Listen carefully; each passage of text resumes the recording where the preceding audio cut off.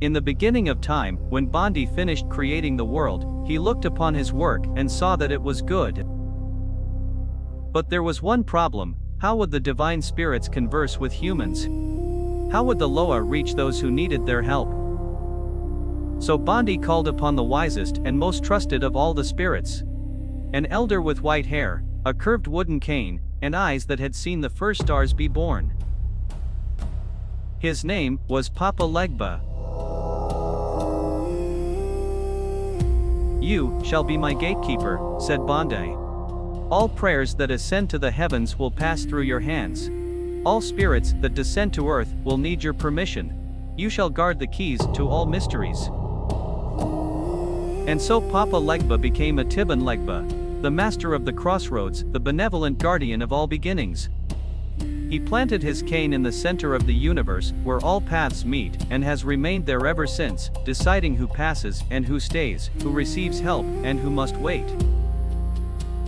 They say that even today, if you stop at a crossroads at dawn and pay attention, you might hear the drag of his cane and the sound of his keys jingling in the wind. In any Vodou ceremony you witness, there is a sacred rule that is never broken: Papa Legba always comes first. No matter which Lwa you intend to call, no matter how urgent your need, before anything else, you must ask the guardian for permission. "Papa Legba, open the barrier for me." This is how every conversation with the divine begins.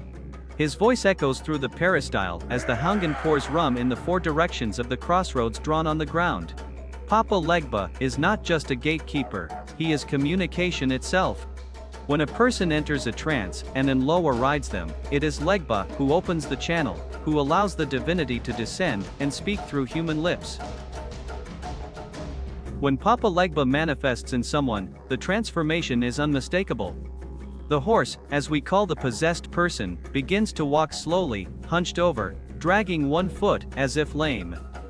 His voice becomes hoarse, his words are weighed, full of ancestral wisdom.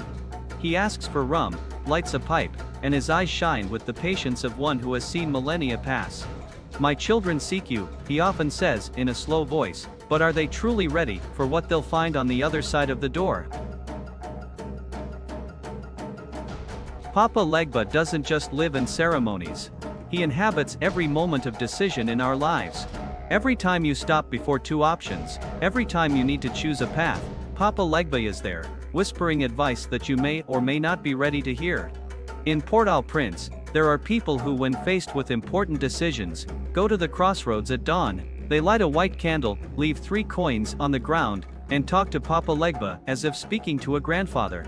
They say Papa Legba never gives a direct answer, but after the conversation, many seem to know exactly which door to open.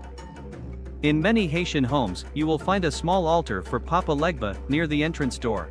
A glass of always fresh water, lit candles, a little incense. These are not elaborate offerings. Papa Legba prefers simplicity to ostentation. But Papa Legba is also the Lwa of the lost. Merchants who have lost their businesses, students who don't know which career to pursue, families separated by migration, all find in Papa Legba the guide, who points not necessarily to the easiest path, but always to the right path. When the French colonizers imposed Catholicism on Haiti, the enslaved Africans had to get creative to preserve their faith. Papa Legba found his perfect disguise in St. Peter. After all, both were keyholders. Both decided who entered the sacred realm. At Sunday Mass, they prayed to St. Peter. In the peristyles at night, they invoked Papa Legba. Curiously, although he is a Rada Lwa of the cool and benevolent spirits, Papa Legba has a special connection with Ogo, the warrior of iron. In the context of the African diaspora, Ogo is considered the Haitian equivalent of Ogun, the warrior god of iron in the Yoruba traditions. The Yoruba Orisha Ogun is the mythological source of the Haitian Lwa Ogo. They are, therefore, the same ancestral divinity, but with manifestations, rituals, and names that evolved to adapt to the different religious and historical contexts of the New World.